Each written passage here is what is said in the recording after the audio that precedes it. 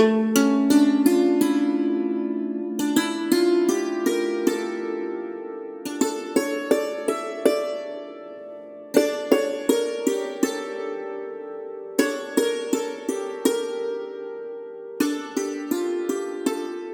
and welcome to So You Think You Can Rule Persia, the podcast where we rate and review all the kings of Persia from Diocles to Yazdegerd III. I'm Sariel, and my pronouns are they, them. And I'm Umberto, my pronouns are he, him.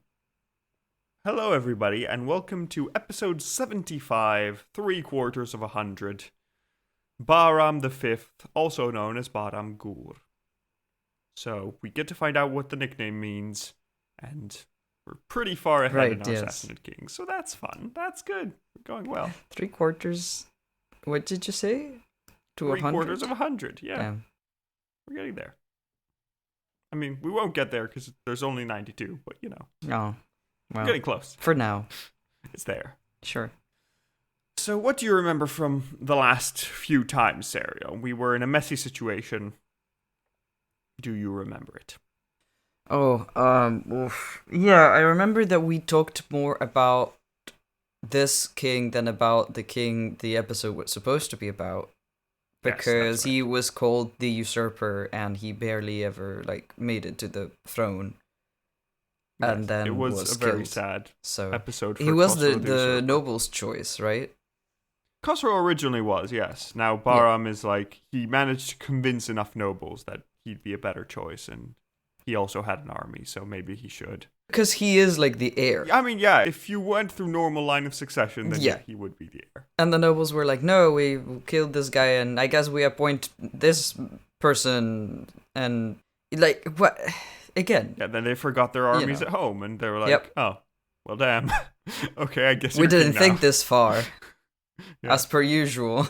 Yes, thinking very far is not their strong suit, but hey.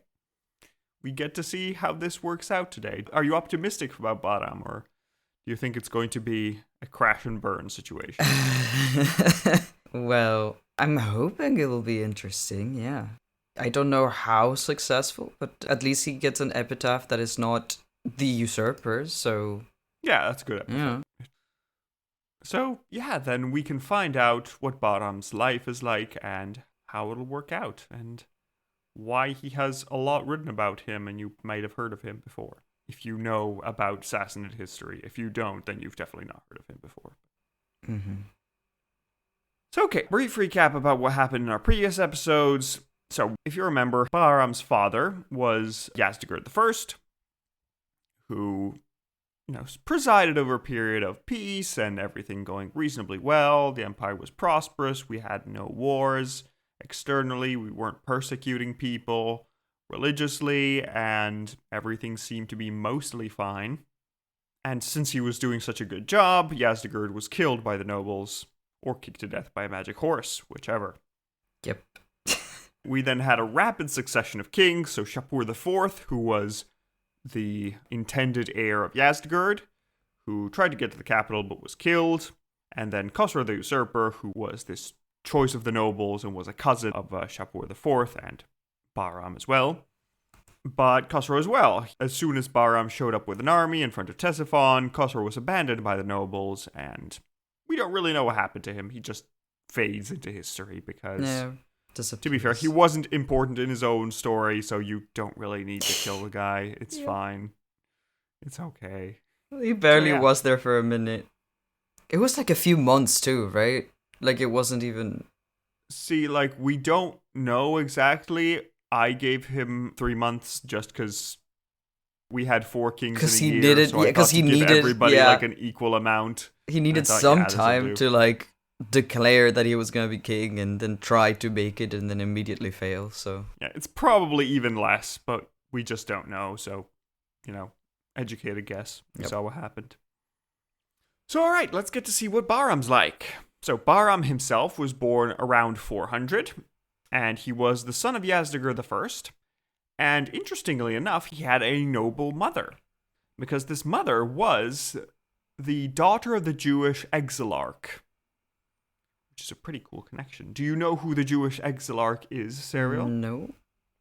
Well, since the Jewish people had been expelled from Judea by the Romans, 300 years earlier. They had emigrated across the Mediterranean and also into Mesopotamia. And in Mesopotamia, they had a guy who was essentially the Pope of all the Jews. And he was the leader of the Jews in exile, so he was called the Exilarch. And so Bahram's grandfather, on his mother's side, is the Jewish Exilarch. So, interesting. Cool. Cool connections. Bahram was presumably raised as any other prince was raised, but sometime in his early life, he was sent to live among the Lakhmid Arabs, who had basically taken the place of the city of Palmyra as the rulers of the desert on the border of Syria. They had allied with Shapur II when he had committed his purges of Arabs at the start of his reign, when he was ripping off shoulder blades and all that.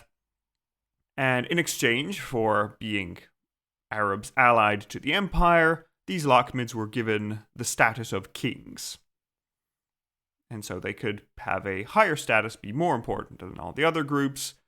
But, of course, they have to bow down before the king of kings, who can award this status to everyone else. And yeah, we're not really sure why Bahram was sent to live among the Lakhmids, because it could be a few things. It could be that he was just sent to strengthen relations with these semi-vassals, and so it was helpful to have someone on the inside so he could talk well about the empire and make sure that they didn't betray you and just stayed on your side. But as some other sources suggest, and also Bahram's later actions, it looks like he had gotten in a very fierce disagreement with his father over policy, and so Bahram was basically exiled to this place and not harmed, but, sent far, far away to rethink his actions and see what he was like. There is a third option from the Shahnameh, which has it that the astrologers of the court had predicted that Bahram would become a great king. So the nobles and priests sent him to be raised away from his father so he wouldn't become like Yazdegerd and follow up on his policies. So good that there's a prophecy. That's fun. Lovely. And yeah, in this foreign court, he was raised by wise men in both intellectual and physical skills. So much so that at the age of 12, we're told that he had surpassed his teachers because he was a clever and strong boy. Then we come to the scene of the previous episodes, because we saw that when Yazdegerd was killed, Shapur IV took the throne, and then Khosrow. And since Bahram was not in the empire at the time, he asked his adoptive father, the king of the Lakhmids, for some help, and so they both marched on Ctesiphon with this Lakhmid army. And we then had the incident with the lions in last episode, where the signs of royal power were put between a bunch of lions, and then Bahram killed them all with extreme violence and became king, because that's a good way to select a ruler. Yep.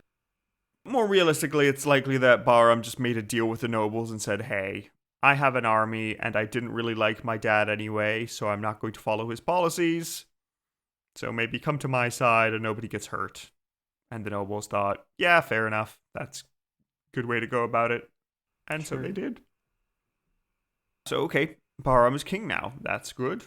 He has this power. Congrats. What does he do with it? Yep. Yes. Well, with his royal power, he decides that he wants to show the nobles that he's not going to be like his father. He wants to show them that, no, he actually meant what he said when he made a deal with them. Please don't murder me. I'd like to be the first king in a long time not to be killed. It's been a while. Dying of natural causes would be fun. So, we're told that he apparently left the task of administration to his father's advisors. So he's trying to take a hands-off approach. In particular, Mir Narseh, which is essentially the minister that Yazdegerd had appointed towards the end of his reign. And supposedly, it looks like this Mir Narseh had restarted persecution of the Christians in the empire to try and bring back homogeneity and, according to them, stability. But, not so much for the Christians. Someone always is trying to bring about stability, right? Yeah, exactly. And, the question is, who does it apply to, and does it apply to as many people as possible? Yeah, it's basically, I will kill as many people as it needs to make sure nobody gets killed. Yes. So, I mean, I guess you sure, you can do that, my dude. You can try.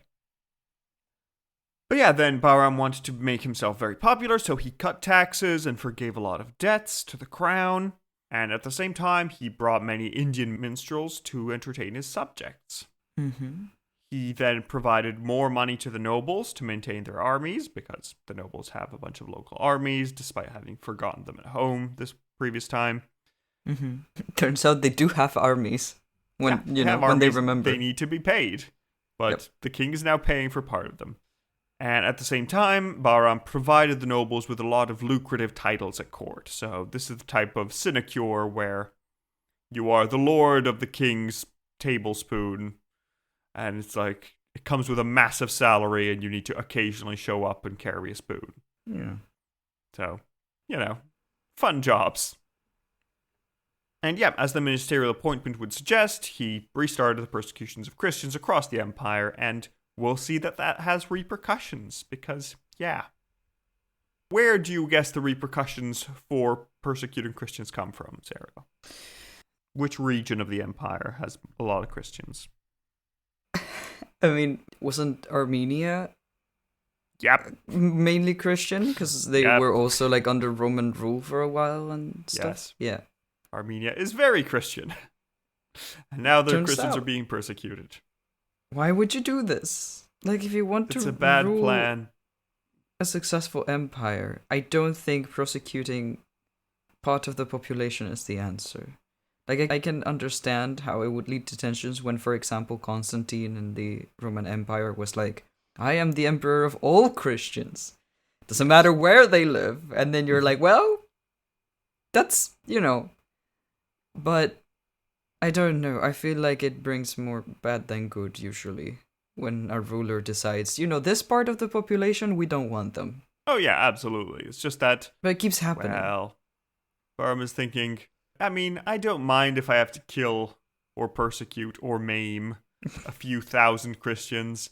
The nobles are going to kill me if I don't, so might as well. Yeah, no, like, I'm not questioning his decision to do it, like, on a personal level.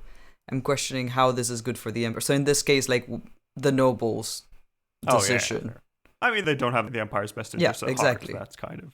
They're just terrible people. I don't think it's ever a good decision. No, they're just petty, selfish people without much foresight. But hey, good for them. So Armenia's in trouble now because, some of the Christians from the Iranian part of Armenia decide to run away to the Roman part because, hey, they're not persecuted there. That's neat. So they run away, and then the local Armenian rulers ask for these subjects back. They say, hey, these people of ours ran away. Please send them back so we can persecute them properly. And the Romans said no. They refused to offer these people back. Also probably because they saw that the succession was still messy. There had been 4 kings in a year. Mm-hmm. It might just continue with a revolving door. So why do we really need to listen to Bahram if he might not be there in 6 months? So, them's fighting words. Yeah. And Bahram decides that if he wants to prove himself as a king who is worth his salt, he needs to answer this insult. So, time to fight some Romans. Yep. Woo. Okay, then. Apparently, the war was led by his head minister, Mir Narseh, and ended up being kind of inconclusive. Like, it looks like nobody really cared enough to fight that much. Mm-hmm. It looks like they sort of had a few border skirmishes, maybe raided a few towns along the border, just to sort of save face. So everybody's just trying to say, oh yeah, we can totally fight you, but it would be really inconvenient if we had to actually commit to this. So, it's just, kill a few people, it'll be fine, I suppose. But it also didn't help that the Romans seemed to have quite strong defenses, because you remember this from Shapur II's episode, almost 100 years ago now. It's really difficult to cross this border. Like, Shapur only managed to make some advances after decades of hard-fought battle with most of the Empire's resources being dedicated to this. If you're just going to send a few guys in, I don't... raid some villages, at this point, that's not... why lose those forces if it's not going to have any, Yeah, exactly. And it seems like Bahram understands this. He says, yes, I could start a massive war and spend all my resources and maybe even lose, and that ends up with me dead. But why? I can just show the nobles, oh, hey, look, I'm actually fighting. And the nobles can be happy with that. And then we can just move on with our lives. Mm-hmm. It also looks like at the same time, the Kidderite Huns invaded the east of the empire when they heard that the succession was weak and things were messy. This also dissuaded Bahram from spending more resources on the Roman war, and unable to fight both sides at the same time when his throne was new and insecure, Bahram said, okay, I'm going to pay the Kidderites to make them leave. We're going to try a different tactic, which is called money. Yeah. It's called money. It's going to be fine. Do we have to fight? And then he talked to the Romans, and the Romans were like, yeah, we also have some barbarians in our west. Is it okay if we just, call this off? None of us were really that into it. It's fine. We both know we don't really care about this war. We've been at peace for the past 50 years. Come on. And so they do conclude a peace with the Romans, and it's all great. Nothing changes. Everything was fine. Although, according to the Romans, there was a cool trial by combat between the two sides, but the Roman champion is said to have won. Of course, according to the Romans. Mm-hmm.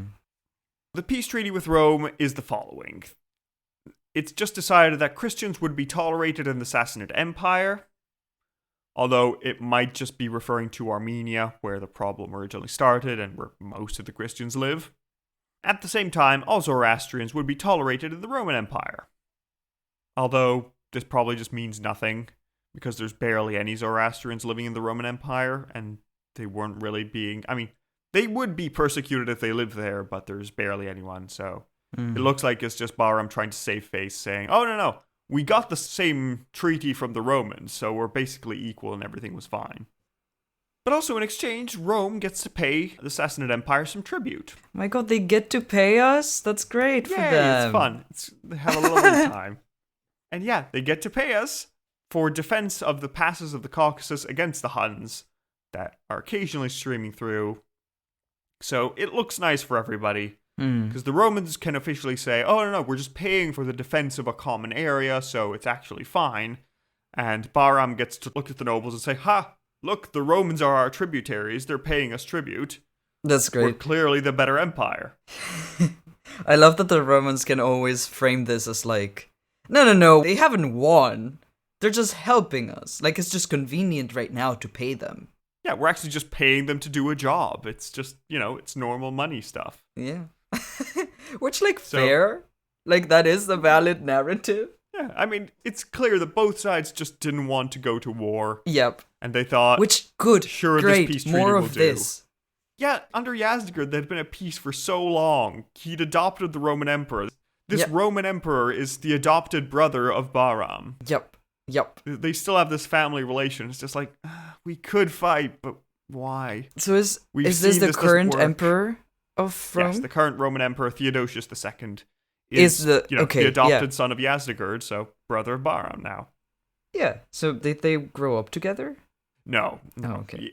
Theodosius was officially adopted, and Yazdegerd sent a teacher for him to educate him and officially protected him, but if they knew each other, it was for a brief amount of time. Oh, what a shame. Yeah. But still politically, I guess it counts. Yeah, officially, it's just a nice treaty of friendship. The brother emperors is a good picture. It's nice. It's pretty good. Also, interesting to note that after this peace treaty, the Eastern Church that Yazdegerd had established broke with the broader church in Constantinople, and they're now an independent, separate thing because of what exactly is Jesus' deal. No, we think there's a separate human and separate divine Jesus. The Romans are saying, no, it's all one thing that is both human and divine, and now they're two different churches. It's separate. But okay, so Bahram has survived the succession. There were a couple wars, east and west. Everybody's trying to take advantage of the situation, but now things are quite stable. So what do you think he dedicates his time to? Well, are things going okay right now? I am kind of expecting everything to I mean, go terribly under wrong, but like we Yazdegerd, have the empire was going well. Yeah. Everything was fine. The only problem was the succession now. yeah. But Bahram has stabilized Now the things are eastern and things western are back border. to where they should be if the nobles hadn't interfered. He's also satisfied the nobles by giving them tax cuts, making them So- administer a lot of the empire. I guess it's time for Bahram to also have an heir, right? True. And you he know, does. that's always kind of important. That's helpful. He does. He has a bouncing baby boy called Yazdegerd II. okay. So that'll be good. That's a promising name. Yes, especially when it has a number after it already. You're Yes, like, it's okay, good. good, It's good. like, oh, good. Lovely. And then what else does he get to do? I don't like if we're not at war, then like is the economy okay? Can we invest in culture and things like that? He invests in culture in a certain way because he gets epic poems written about Yeah, him. that's what I mean. Okay. He gets to start his adventurous, heroic exploits that people will write about and paint about and make nice shiny plates about. That's so cool. So let's get into his vibe and his nickname. Finally. I'm so glad I was right. I'm like, it's time for art, baby. Ooh. It's good. Things are going well when you can make art. It's lovely. Yeah. So yeah, as I mentioned, he's nicknamed Bahram Gur.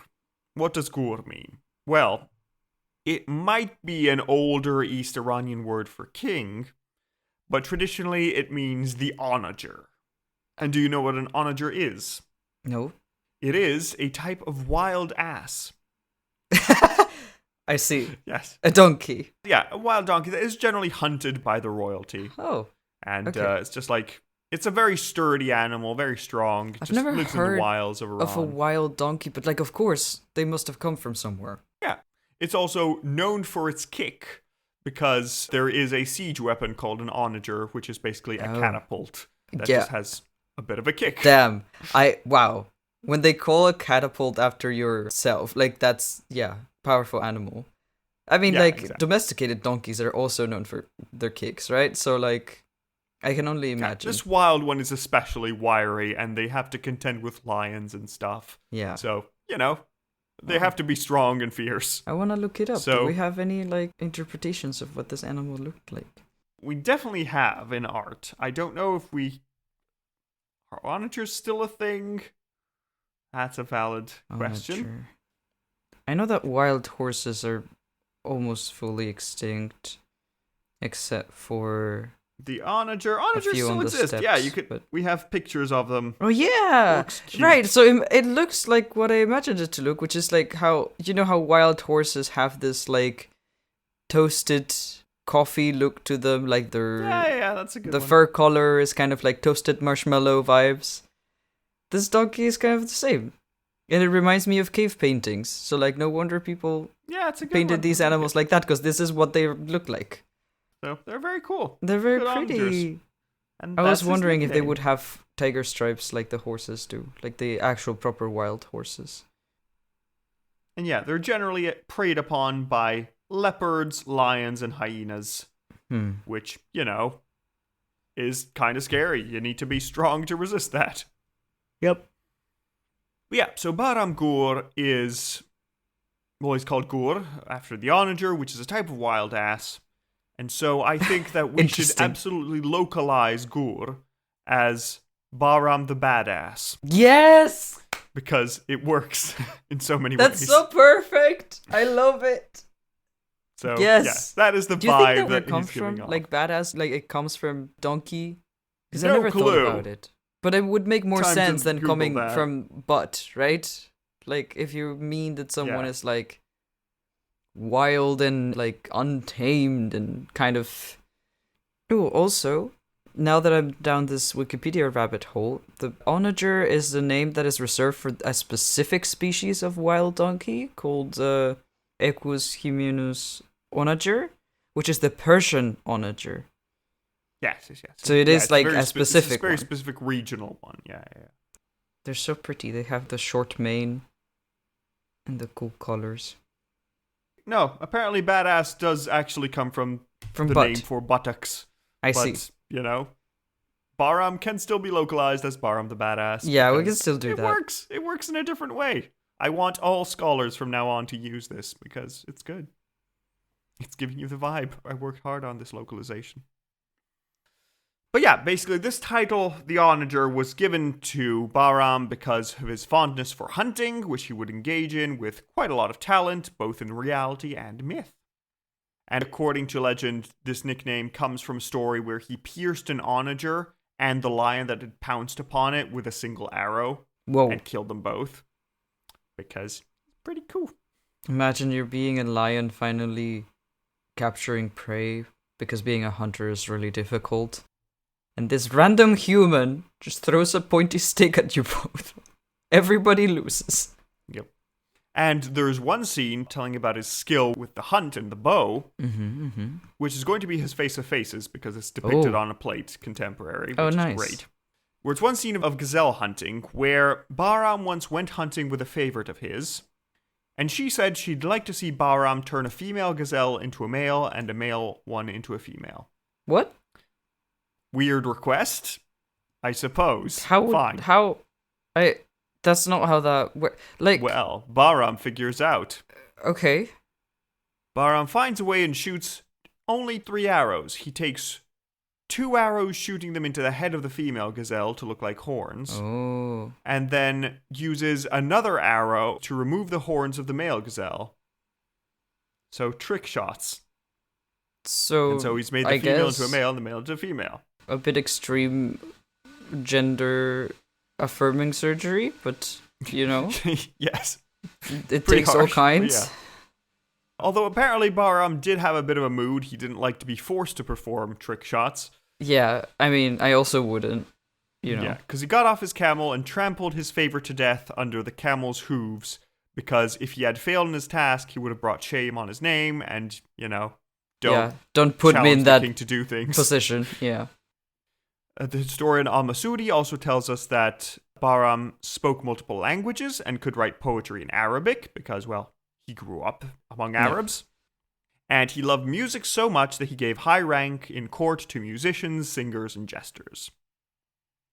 There is also an epic story about him where he went to India in disguise to see if he could take it over, and there he killed either a dangerous elephant or a rhinoceros and a dragon. Whichever. One of the two. For easy. And then he gained gratitude of the king of India, who gave him a part of his kingdom. There is, of course, no proof of this ever happening, but it is in myth, so that's here's the thing. If you write a myth about, another kingdom giving you a part of it, shouldn't that be reflected in, documents and stuff? Apparently not. Apparently killing a dragon to get a kingdom is something you can just say, and people will be like, sounds legit. I can't prove that the king didn't do that, so okay, let's go. We're also told that there are many escapades with young maidens, because of course there are. And he is known as being gorgeous and the king. And yeah, gets to have a lot of maidens. I think according to the Shahnameh, he can never get enough of sleeping with women, and in the darkness of night, his sleeping partners run away from him. Which, not a great endorsement, I'd say, but, apparently he is a king. He is up for rescuing princesses and all that. Which sounds like a thing. Also, another time in myth, he helps out a guy with his erectile dysfunction, which is a weird story I didn't expect him to talk about, but fine. Apparently our king is also helping with marital problems. So, good for him, I suppose. But yeah, it wasn't all chill times because the Kidarites or White Huns invaded the eastern borders of the empire again in 427. So we're told that Bahram left control of the core of the empire to his brother Narseh, or it might just be the powerful minister Mir Narseh, we're not sure. And Bahram personally led an expedition against these invaders. There he won a great victory and personally killed the enemy king with his own bow by, he's good at trick shots, he can kill a king easily with them. Good for him. And this sent the Kidarites back across the border. There, Bahram gathered a great booty on the field of battle, which he offered in part to a large, prominent fire temple. Again, moving away from his father by respecting the religious part of the nobility a lot. While this is nice, the victory wasn't really complete, since we still have evidence that the Kidarites were ruling over Bactria and Gandhara, from which they continued to raid the empire throughout Bahram's reign, but with lesser intensity. But yeah, once the situation was relatively calm, Bahram appointed his younger brother Narse as warden of the east, and he fortified the main cities and led some raids of his own across the Oxus River, which now served as a border. So it's going well enough. But as for internal matters, he is seen as a bit of a negligent ruler, where it looks like he was mostly interested in hunting and enjoying the pleasures of wine and his harem. So he's having a nice time mostly, and he's leaving a lot of the governance to the nobles. He's saying, you guys want to rule so bad? Fine. I'll just enjoy the good parts of being king. You can rule whatever you want. It'll be fine. And in the Shahnameh, he apparently says, I'm as much of a man on the battlefield as I am at banquets and wine drinking. So, skills in many different directions. Sure. It's interesting that despite being seen as a bit of a negligent ruler, he is fondly remembered in myth. Yeah. And that might just be because the nobility are kind of the ones commissioning these poems and transmitting them. And he's giving a lot of power and privileges to the nobles, so the nobles are thinking, yeah, we like him. Let's remember him fondly. That's good. Let's do good publicity, yeah. Yeah. In particular, it also looks like Bahram was quite good at delegation, because the High Minister Mir Narse came from one of the 7 great Parthian families.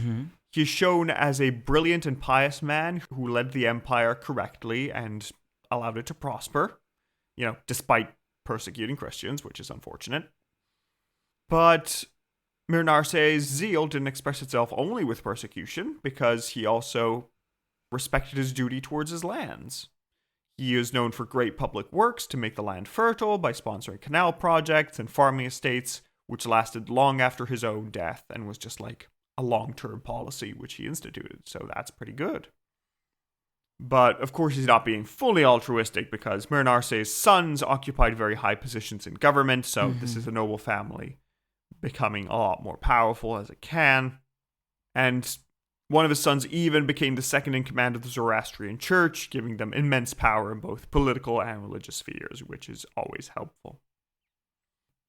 But, despite a lot of this delegation, we should remember that Bahram did lead military expeditions to the east in person, so maybe it looks like he was dividing with his minister, like, I do the military stuff, you do the political stuff. Yeah. We're both best at these different areas. We can organize it and work out. Yeah, I don't know if it's fair to be remembered as a negligent ruler if, things went fine. I mean, things went fine. He's just remembered as being a guy who enjoyed partying and hunting and just having a good time. If things are good, what are you... I don't know. I don't think going out to war would be, I guess, what could he have done differently? I mean, what could he have done different? He could have taken a more direct role in governing the empire and tried to limit the nobles, because Mir Narse has a lot of nepotism, and he is. Yeah. I feel like he was like, well, everything is fine now, and what these guys are doing is not causing harm, so I'm just gonna, step back and yeah. So I guess he could have been more upfront. But I guess if he had done more, maybe he could have excelled, but he also could have brought things to a worse place. Yeah, I mean, if you're just a random peasant, things are going better. The fields are prosperous, the empire's at peace. Yeah. It's being protected externally and internally. Yeah, the nobles get a lot of tax breaks and stuff, but, you're not being taxed a lot more yourself. The empire is doing well enough that it didn't really need the money. It was fine. And so, if Bahram can pay the nobles in privileges and money to not kill him, great. Lovely. Good times. But then, in 428, Bahram gets an idea. Oh. He looks at the map of the empire and its vassal kingdoms, and then he narrows in on Armenia. Yeah. What do you think he does towards Armenia? He has a brilliant plan of something that hasn't been done before, but he thinks, it's time. It's finally time. What hasn't been done before? I'm scared now. What is he planning? He looks at Armenia and says, listen, we've been ping-ponging this kingdom for 500 years with the Romans. We put our heir there as like, you know, kind of like the previous job experience to then becoming the new emperor, blah, blah. Yeah. We let them be Christian. The Romans have a claim to it. We have a claim to it. Sure. Yeah. And he says, what is the point of having Armenia at this point? Is he gonna just set it free? Be like, you guys are independent? No, because then the Romans would take it. He's going to do the exact opposite. He's going to say, let's just stop Armenia from existing. It's only causing trouble. Let's just fully absorb it into the empire. There's no more king of Armenia. For a minute, I thought you meant, like, just annihilate it. No, out of the map. Far. Which, no. It's just basically saying having Armenia as a kingdom is too much of a problem. It is weird that as much as both the Roman Empire and the Persians have tried to like control this, they've never tried to annex it to their empires, weirdly enough, like to their kingdom. Yeah, because the thing is that the Armenians always played the empires against each other. So if they were threatened to be annexed by the Romans, they'd shift over to the Persian side. If they're threatened to be annexed by the Persians, they'd shift to the Roman side. But now the two empires have been at peace for decades. And, you know, the recent war they had with Rome was basically them realizing, this would be a lot of work. Yeah. Let's just not. And so Armenia has been under Persian control for the past 50 years. And the Romans aren't showing any signs of getting it back. So and nobody wants to do it, so Bahram thinks, let's just stop it from existing. That. Yeah, no more king of Armenia. It's now directly ruled by the Sassanid Empire from Ctesiphon. Yeah. And it also ends the Arsacid dynasty at last. Right. The dynasty that started with Parthia all that time ago is now gone. Interesting. Yeah, it's just gone because we don't need them anymore. It's over. Yeah. And it also looks like the Armenian nobles were actually quite happy with the change.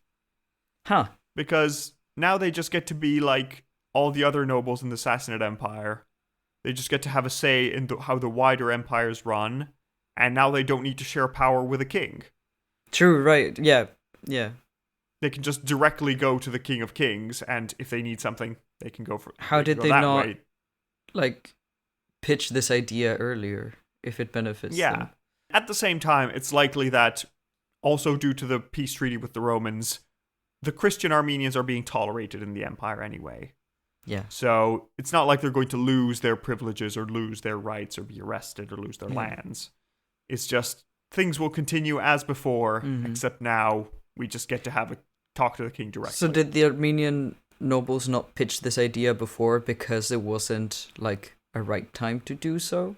I mean, it's partly that, but probably mostly because maybe the king was more powerful and wanted to so the king actually had some control over... Yeah. And, you know, maybe the Armenian nobles thought, oh, well, we might just get persecuted for our Christianity, or we might lose some of our rights. It's going to be a mess, but... Now Bahram just gives them a good deal, and everybody says, yeah, fair enough. That works. Yep. Let's do it.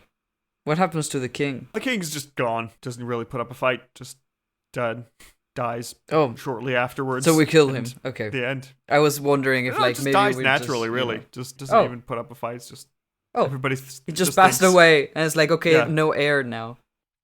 Yeah, it's just like, well, it'd be a lot of work finding a new heir. Let's the heir... stop Armenia from being did he have any heirs? I'm not sure if he had any heirs, but if he did, they didn't try anything. Yeah, would they just be absorbed into nobility, or just, thrown out on the streets and then they live just become as, minor nobles. Yeah. They just become nobles as everyone else, and it's just fine. Okay. They didn't have the power, and everybody was just okay with this change. Yeah, okay. And now that means that finally there's a real border between the Roman and Sassanid empires in Armenia. Amazing. Among the mountains. We did it, guys. Yes, so we're finally there. There is no Armenia anymore. No more ping-ponging. Maybe this will stop problems? It only took some centuries. Yeah, it only took 500 years. It was fine. Only half a millennium. And now we're there. But yeah, having seen this change, it looks like the Romans either founded or significantly fortified the city of Theodosiopolis, which basically was in a key position dominating the Caucasian crossings from east to west and north to south. Yeah. So they're just trying to make sure that, okay, yes, the border has changed, but let's make sure nobody wants to declare war over this anymore. Yeah. It also seems that Bahram tried to impose Zoroastrianism onto the Armenian Christians at this point, since they're now fully part of the empire. Mm-hmm. But that only caused him a rebellion, which he just suppressed, and then he just thought, okay, fine, let's just tolerate them. It's fine. In the end, Bahram would die young. He would not die weird. Old. So what Why happened? do you think that is? What do you think could have happened to him?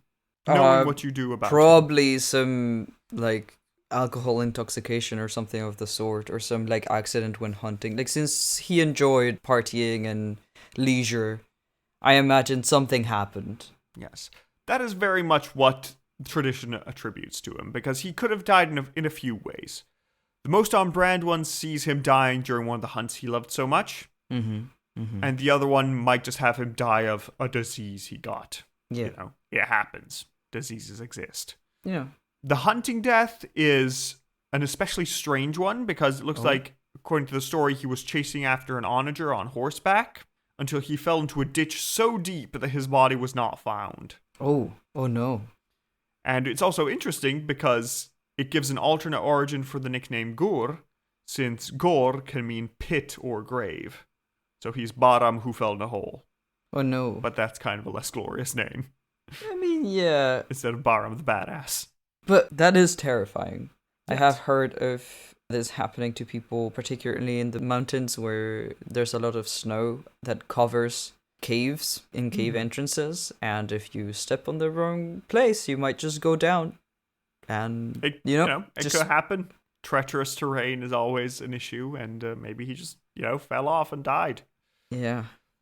But fortunately for him, we get a nice, peaceful, regular succession to his son Yazdegerd II, who will be our episode next time. Yeah, wonderful. So that is the end of Bahram Gur. What do you think of him? How does he Well, compare to all the other Bahrams we've had? This was chill. I don't know, like, sure, he could have done more, but, like, it wasn't bad. Like, I have no problem with someone just taking it easy as long as things are not on fire, right? Like, he took responsibility when responsibility had to be taken, or like he put up with it. He went to the empire. He made sure that the nobles were on his side, even though they weren't initially. He was like, guys, what you did was stupid, but let's just pretend it never happened, and let me rule, and like annexed Armenia. So that's not an issue anymore, which is, Problem solved. Yeah. And then just, had an unlucky death, but had already had an heir. So, like, I don't see why that should be a problem for the Empire. So, yeah, I don't know. Like, seems fine to me. Might not be, like, also I love that he might not have been the most impressive emperor, but then a bunch of cool stories were written about him. Yeah, just because everybody really liked him and he enjoyed hunting, so it's like, yeah, he can be our dragon slaying king. That's cool. That's so funny. So, yeah. Cool. Are you ready to rate him, Cyril, and see how he does? Yeah, let's do it. Very nice. So our first category is final moments. How interesting was his death? Dying on a hunt, falling into a hole mysteriously and never being found again? That one, or cool and dying terrifying. Of disease. And dying of a disease, just, how most people die. So yeah, the falling into a hole, pretty cool. I like that. Yeah, I'll give some extra points for that. I mean, it is terrifying. I don't want that to happen to me, but it's a cool story. I like it. It's also like he died doing what he loved, hunting random onagers. Yes. And getting a nickname about it. So that was pretty cool. And yeah, I think I'm quite high. I think I'm looking now at You're quite high? Yazdegerd Humberto, we're recording. Exactly. Please. Goodness. But yeah, I'm looking at the score we gave to Yazdegerd I, and we gave him a 7 for kicked to death by magic horse / being killed by nobles. I would say this is comparable. I think gaping hole devouring you is also pretty cool. Yeah. I think I'm a 7 as well. Yeah, I was gonna go for a 7, so I'm glad you agree. Let's go for a 7. Yeah, so 7 it is. So with a 7 and a 7, he gets a 7 out of 10 for final moments. Our next category is battle hardness. How good was he at war and fighting? He was quite good overall. That seems to be a thing he enjoyed. There wasn't much war, but that's also, There a was skill. some. First of all, he started by taking the throne by force. True, It was yes. officially his throne in theory, but Yes. the nobles were kicking up a stink. The nobles were like, but what if we, stir things up a bit? Yeah. We don't have a proper plan for it. We just, for fun. Yeah, just we had nothing on this weekend. Might as Yeah. well try and usurp the throne. He then fought an inconclusive war with the Romans. Basically, they just had a peace treaty that said, let's just all be nice to each other, and you win some, I win some, it'll be okay. So he has a bit of that war. He then is very good at hunting, personally. He is known for fighting a lot of beasts and hunting lions and onagers and Yes. just generally being very good militarily. There's then an invasion of the Kidderite Huns. Mhm. So he attacks them. He apparently kills their king in battle, personally, which is pretty cool. Yeah, that's pretty cool. He then chases them out of the empire, stops them raiding, and extends the borders of the empire in that region a bit. And then besides that, the empire is broadly at peace and not much other fighting. So I think he deserves a reasonably good score because he has some good personal skills. He repels an invasion. He takes the throne by force. He didn't have to fight a battle to take the throne, but he was apparently strong enough that it was threatening. So I'm floating around a 5. What are you thinking? Yeah, I mean, it wasn't the most military, but that was also an accomplishment in my opinion. Mm-hmm. And he was clearly good at military endeavors. Yeah. I think I might go for a 6. I was also thinking a 6. I was like, why did you go dividing for the a points- 5 then? I was saying I was around a 5. Uh, Because if I divide it into points, I'm thinking 2 points for just being a guy who enjoys hunting and being militarily strong, 1 point for taking the throne, 2 points for repelling the invasion, and 1 point for killing their king. Because that's pretty cool. So I think a 6 is a good setup. Yeah, so with a 6 and a 6, he gets a 12 out of 20 for battle hardness. Our next category is scheminess. How good is he at plots and manipulations?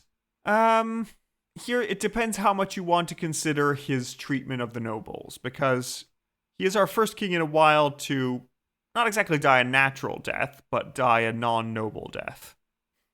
And he does give the nobles a lot of what they want, and seems to just be peaceful enough with them. yeah. And he has ministers that he trusts enough to do their job. A bit of a hands-off approach, but also, didn't have much of a harmful impact. Yeah, very nice. And then we have that story about him going to India disguised, killing a rhino or an elephant and a dragon, and then getting part a of bit India. of a kingdom, and yeah. Not that we know. No, of course not. But it's a slightly sneaky story, I guess. And then another thing that you could, if you wanted to, is sort of the peace treaty with the Romans, where it's everybody can say that they've won the war. Yeah. Well, the Romans say, oh, well, they're tolerating Christians now, and It's so wild that the Romans had such a 180 on Christianity. yeah, it's really intense. But yeah, so the Romans can say, oh, he's tolerating Christians now, and we get to pay them to defend our passes, so they're working for us. Sure. And the Sassanids can say, oh, well, they're tolerating Zoroastrians in their empire now, and look, they're giving us tribute, as a vassal would do. Yeah. So, everybody can funny. spin it the way they want. Mm-hmm.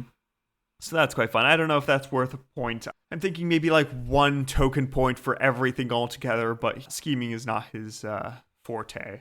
Yeah, it wasn't through lying and deception. It was purely through diplomacy. Yeah. So I don't see... So you're going to go for a 0 instead? I think I'm going to go for a 0. I don't really see the scheminess on this one. That's fair enough. So yeah, with a 1 and a 0, he gets a 1 out of 20 for scheminess. Our next category is shock factor. How shocking was this man? Well, we have some bits here, because he started out being sent away by his father. Yeah. To live among the Arabs. True. Why did he do that? Well, it's unclear. According to one version of the story, it's because he disagreed with his father a lot. Right, yes. And he was just forced away, sent away from the capital. Another version has it that it was just so he could get in contact with this Arabic king and get better relations. Mm-hmm. But since he did change on the policies of his father, it might make sense that he disagreed and was just chased away. Rebellious Yeah. teenager gets sent to another kingdom because of reasons. To behave, yeah. So that's one of them. Then we have that he does take the throne by force. It was his throne anyway, but you could consider that he did march an army on Ctesiphon. Sure. He then sort of has interactions with the nobles where he's giving them a lot of stuff and they're just happy about it and gets to keep the throne in exchange, so that's a bit shocking. Oh yeah, he starts persecuting Christians again. That's not great. True, That is definitely shocking.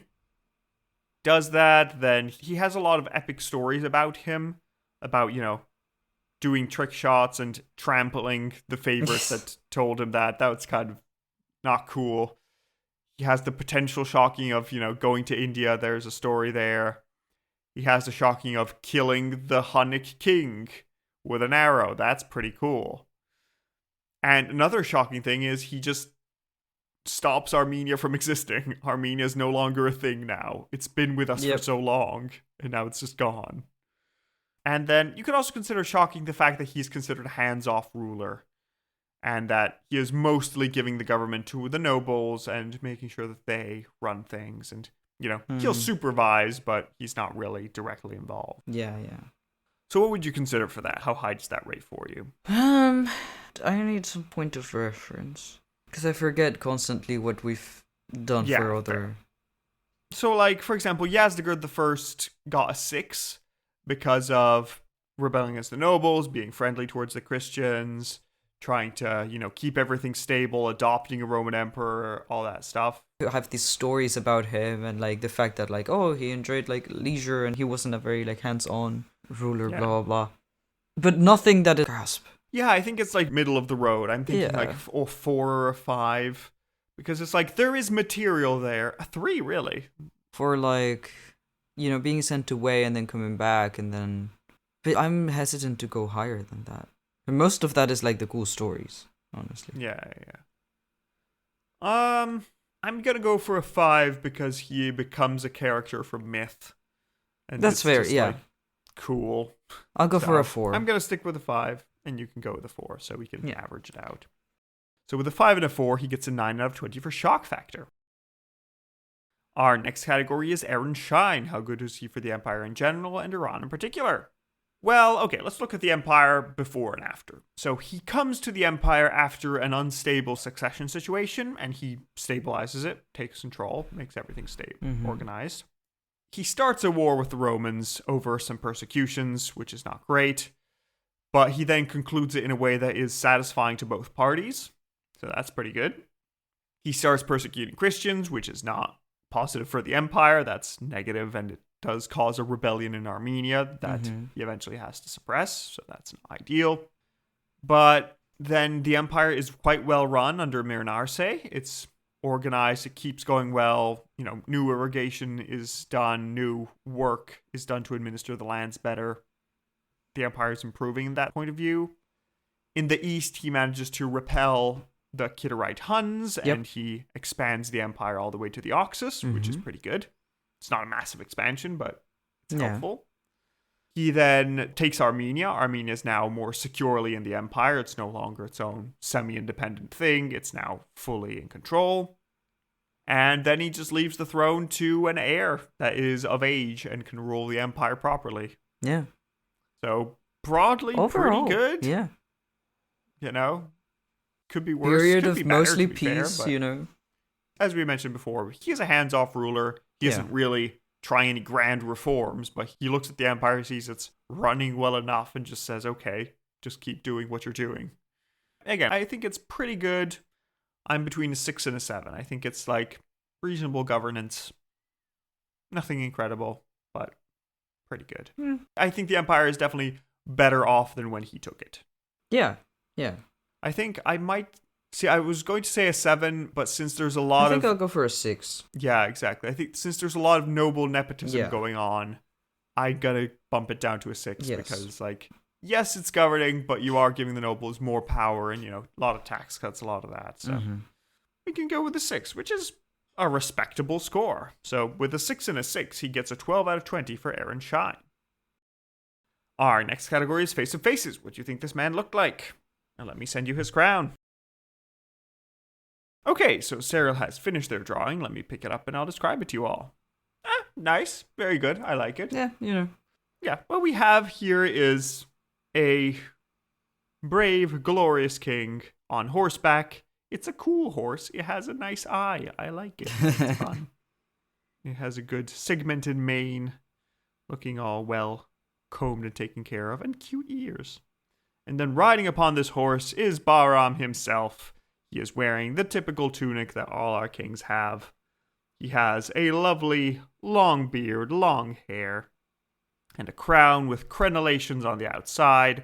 On the inside, it has the usual poof with the strings of the diadem floating behind and a bit of a half moon in front of it.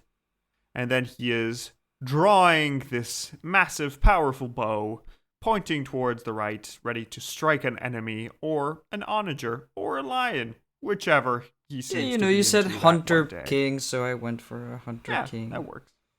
So, yeah, thank you, Sarah. That looks lovely. And if any of you want to check this out, you can go to the episode notes in the description, or you can go on our website in Sarah's Portrait Gallery, or you can find it in the Discord if you're a patron. Hooray.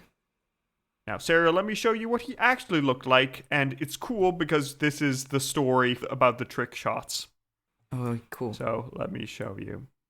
Let's see if you can tell which are the antelopes he's changed. Whoa. Oh, that's so cool, actually. There's a really cool relief in a plate. Yeah.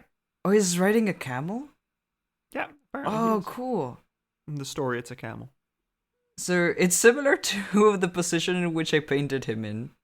Yeah, very much, actually. Which is like riding and shooting a bow, right? Yeah. There's a secondary guy on the back of the camel too, which I think is like handing him arrows. So that's pretty cool. Yeah, that's his favorite who challenged him to do the trick shot. Oh, I see. Who will eventually get trampled by the camel afterwards. By him. Oh, right, yeah. And the camel's wearing like really cool decorations or armor too. So. Mm-hmm.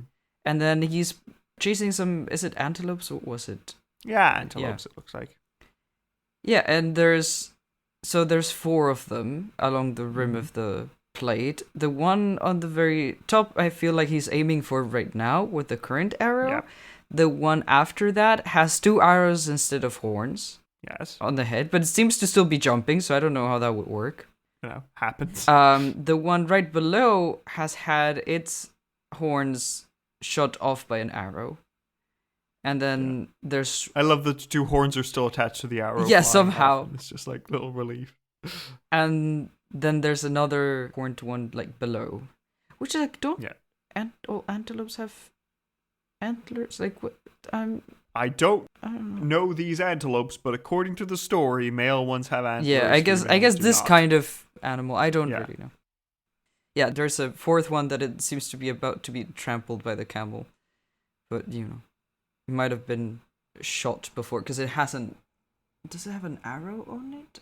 It might. I can't tell if that's an arrow or if it's just detail of Because the all body. of them have little, like, etchings on them, right. so maybe that's just another one.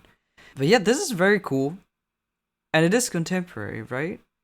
It's contemporary, and I love that we have, like, the story behind it. Like, yeah. There's Although I don't know if it is true true or not, but, you know. Well, you know. It's fun that it's Cool about a story from the time, and it's him Yeah. from the time. You can see him. He looks great. Very Yeah. cool. Very handsome man. He was apparently known to be very handsome. Yeah. That's part of the myth. Cool, the typical, like, hairstyle and the beard and cool crown. And, yeah, I don't know, it just looks really awesome. So, Yeah. I'm gonna go for, like, an 8 or a 9. It's really cool. I'm going to go for a 9 because we have the story behind it. Yeah, I like that. same. That's I'm going pretty to cool. match you there, because it's a Okay. pretty cool depiction.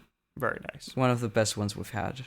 Okay, so with a 9 and a 9, he gets a 4.5 out of 5 for Face of Faces. Our next category is lengthiness. How long do you think this man reigned? But he died relatively young, I assume. Yes. But he did leave an heir, and he did have time to do all of this, so I'll say, like, maybe 10 years? Actually, quite more. He managed to reign for a grand total of 18 years. Oh, nice. From 420 to 438. He died at the age of 38. He was quite young at the time, but oh well. And so that's 18 years divided by 10. It's 1.8 out of 5 for lengthiness. Which brings us to the final score, which is a grand total of 47.3 out of 100, beating his father and being above Antiochus IV and below Vologases IV.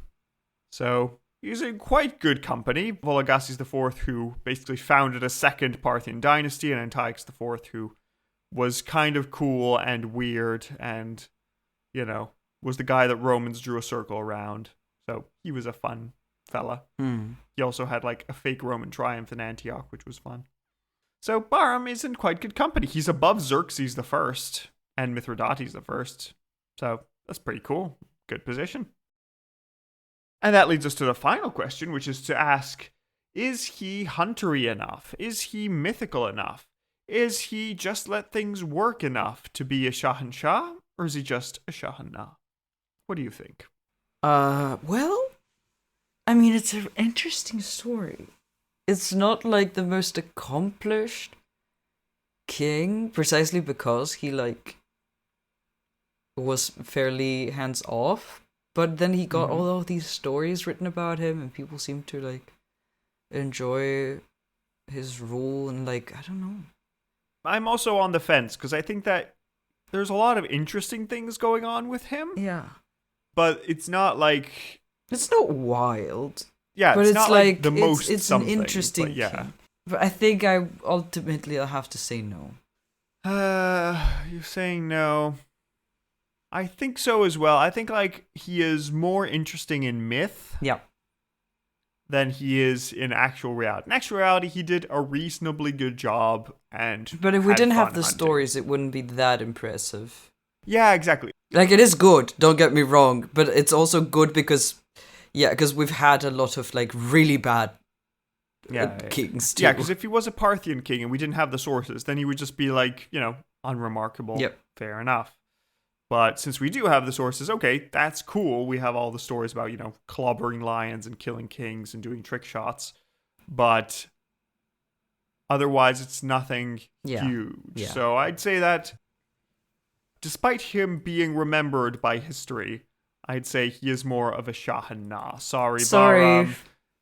You can go to Khosrow the Usurper and tell him that, well, he sucks. He's the worst king of all. Why did he do that? Yeah. I mean, to be honest, it was probably the nobles, but Yeah, exactly. But, you can tell him how to actually control the nobles properly and not just lose them at the first opportunity. So there we go. We hope you had a good time with Bahram Gur. And, well, we hope you join us next time for Yazdegerd II, and we can see how good is he, how important is he. In the meantime, if you would like to support us, there are many ways to do that. You can support us by joining Patreon. We are still voting for, at the time of release, this is the last day you can vote for what the next series is going to be. So if you haven't voted, do it. If you want to subscribe to vote, do that. Because we're voting among 3 different series. The first series is the Enemies of Iran series, where we are looking at Ptolemy III, Pompey the Great, Odenathus. We're looking at the Shahnameh Sassanids, where we're looking at Ardashir in the Shahnameh, Bahram Gur in the Shahnameh, so all the myths we alluded to in this episode. We have Shirin, the Queen of Khosrow. They have a big love story and everything. It's really cool. Cool. And the last bit of it is the last kings. We have Artabanus IV, last of the Parthians. Antiochus VII and Demetrius II were the last of the Seleucids that had a chance at taking Iran. So if you want to make your voice heard, please subscribe. And if you want to hear these episodes later on, also do that. You get these episodes for as little as $3 a month. If instead you'd rather not support us monetarily, that's fine, but we'd appreciate it if you could give us a review on your podcast app of choice. It can be just a simple rating or just a few words to tell everybody else that you enjoy the podcast. Yeah, we read them all. It's really nice. Or just tell your friends, That helps. Yes, it always does.